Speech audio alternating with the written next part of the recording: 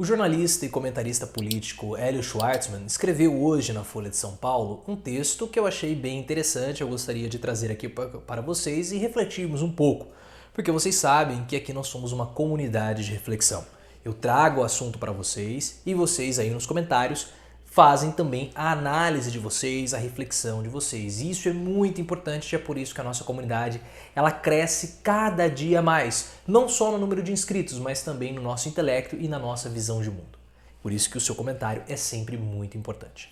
O Hélio Schwartzman ele ficou muito famoso recentemente por conta daquele texto que ele desejava a morte de Bolsonaro. Esse texto acabou repercutindo, muitas pessoas ficaram zangadas com ele. Eu achei que faltou um certo entendimento por alguns jornalistas e colegas de profissão do Hélio para defendê-lo. Mas, enfim, esse parece ser um assunto passado, vira e mexe alguém lembra desse assunto, recorre a ele para falar dos ataques que Bolsonaro recebe.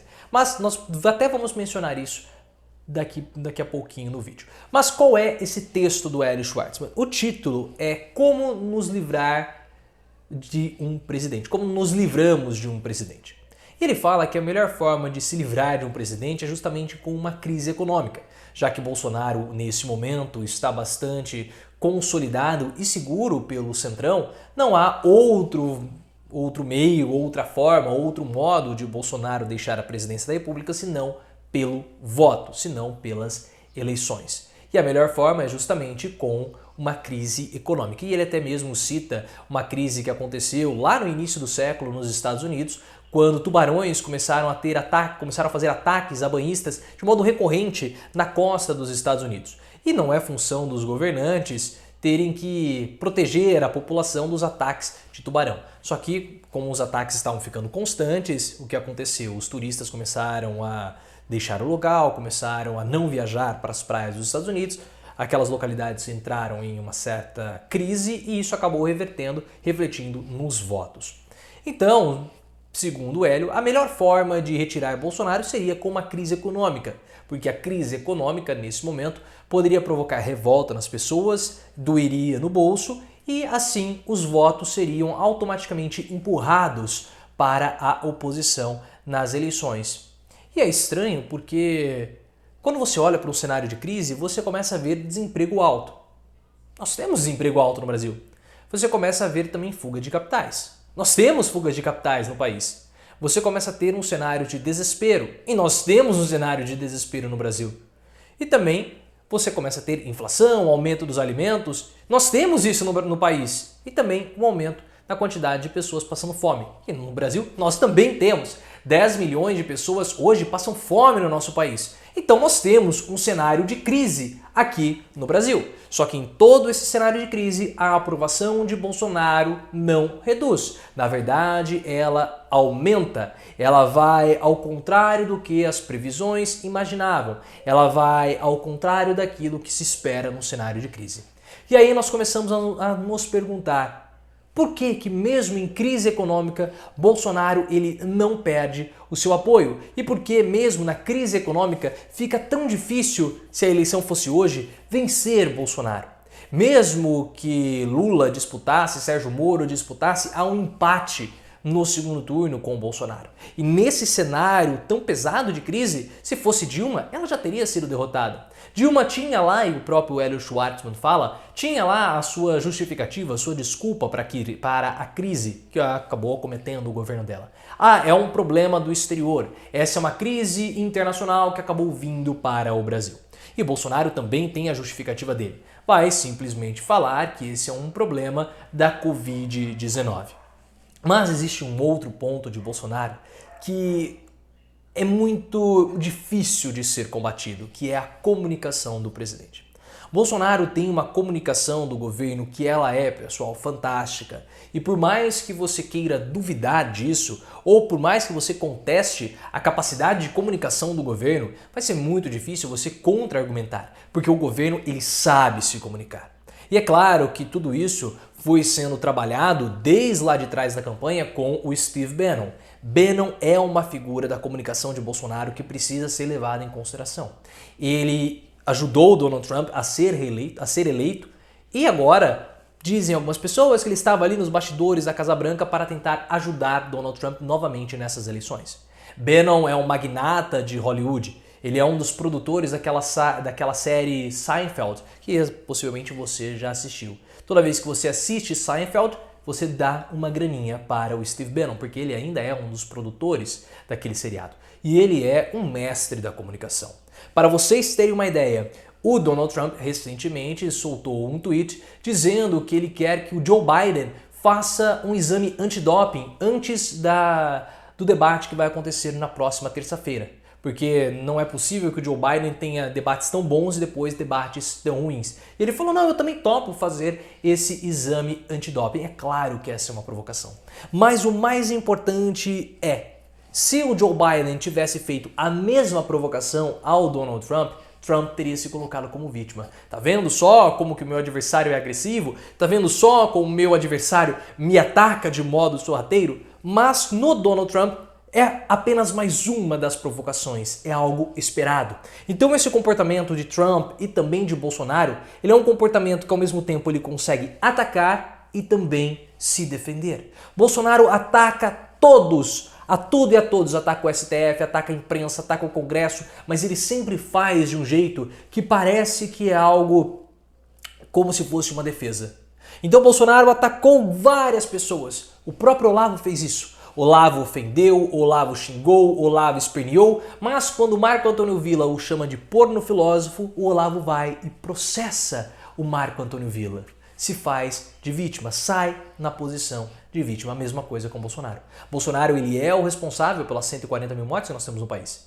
Mas quando o Hélio Schwartzman fala que ele desejava a morte de Bolsonaro, Bolsonaro se coloca como vítima. O poder de comunicação de Bolsonaro ele é muito grande. E a oposição ainda não soube como lidar com isso. A oposição não pensou numa estratégia de rebater os ataques de Bolsonaro, de contra-atacar a comunicação do presidente. Porque aí Bolsonaro tem uma arma na manga que ela é uma arma bem forte e fica difícil rebater esse argumento. Eu vi recentemente um vídeo do Caio Coppola na CNN, e a CNN também faz parte dessa força de comunicação de Bolsonaro. Aqui no livro E Daí Desmitificando a Farsa Bolsonaro, o livro do canal, o link está aqui na descrição, eu reservo um capítulo somente para falar do apoio da mídia a Bolsonaro.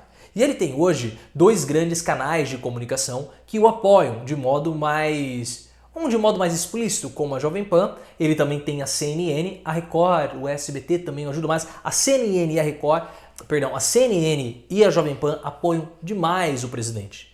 Bem mais a Jovem Pan do que a CNN. Mas isso ajuda a criar e dissipar o pensamento bolsonarista e principalmente os argumentos bolsonaristas para defender o presidente. É como se o Bolsonaro ele tivesse uma blindagem que as coisas batem e não consegue penetrar, porque ele sempre tem um argumento. O Caio Coppola, como eu falei nesse vídeo, como eu estava falando anteriormente, ele falou algo que é um checkmate. Pelo seguinte, ele explica o aumento da aprovação de Bolsonaro dizendo, olha, eles falam que é pelo auxílio emergencial, mas por que não pode ser que nesses 21 meses de governo Bolsonaro, nesses 20 e tantos meses de governo Bolsonaro, por que não pode ter aumentado a aprovação de Bolsonaro pela não ocorrência de escândalos de corrupção no governo? E o Caio, ele tem razão nesse comentário. Não há grandes escândalos de corrupção como nós tínhamos anteriormente. Teve uma época que a gente tinha um ministro caindo por semana. Hoje nós não temos mais isso. E para uma população brasileira que tem a ideologia da classe média, isso é algo valioso. O que é essa ideologia da classe média? Classe média você não tem que entender como sendo algo do IBGE. Ah, ganha até tantos salários mínimos. Não, não é isso. Nesse ponto que nós estamos falando, eu utilizo uma abordagem sociológica do que é a classe média. Tem a ver com a renda, mas tem a ver com costumes, valores, posições, cultura, tudo isso. E a ideologia da classe média é algo que vê a política como sendo simplesmente combate à corrupção. O candidato rouba, o candidato não rouba. Isso é a ideologia da classe média. E para essa classe média brasileira, o Bolsonaro, pelo fato dele não ter nenhum tipo de esquema de corrupção sendo divulgado no governo dele, ela o aprova. É como eu falei para vocês no meu vídeo comentando a participação do Boulos naquele Flow Podcast.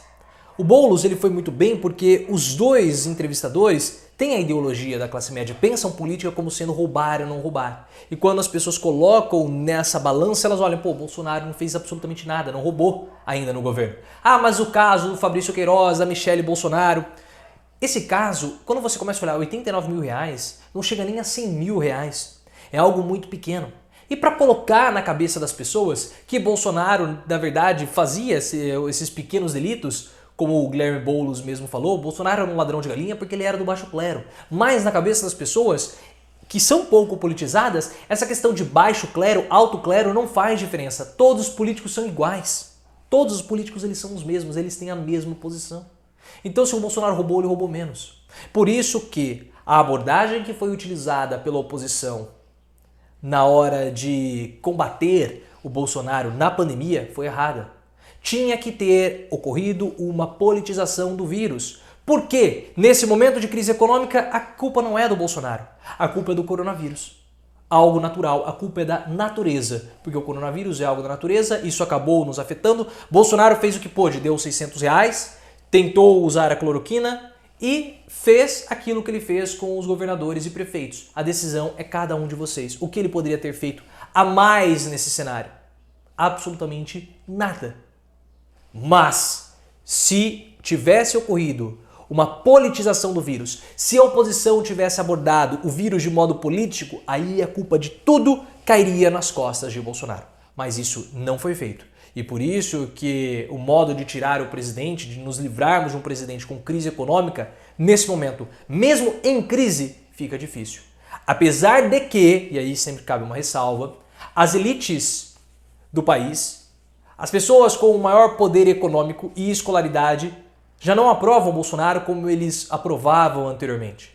Tanto é que a região sudeste rejeita Bolsonaro de modo muito forte, como eu já falei para vocês na pesquisa Poder 360. E para combater Bolsonaro nesse jogo de comunicação, talvez isso aqui é um assunto para um outro vídeo, mas eu já estou começando a maquinar essa ideia. Talvez a oposição tenha que começar a usar o verde e amarelo. Mas isso é um assunto para um outro vídeo. Mas assim você consegue igualar a comunicação de Bolsonaro, igualar as mesmas cores de Bolsonaro. Mas como eu falei, isso é um assunto para um outro vídeo. Fiquem ligados no canal, ativem as notificações e me sigam lá no Twitter, @profileoficial.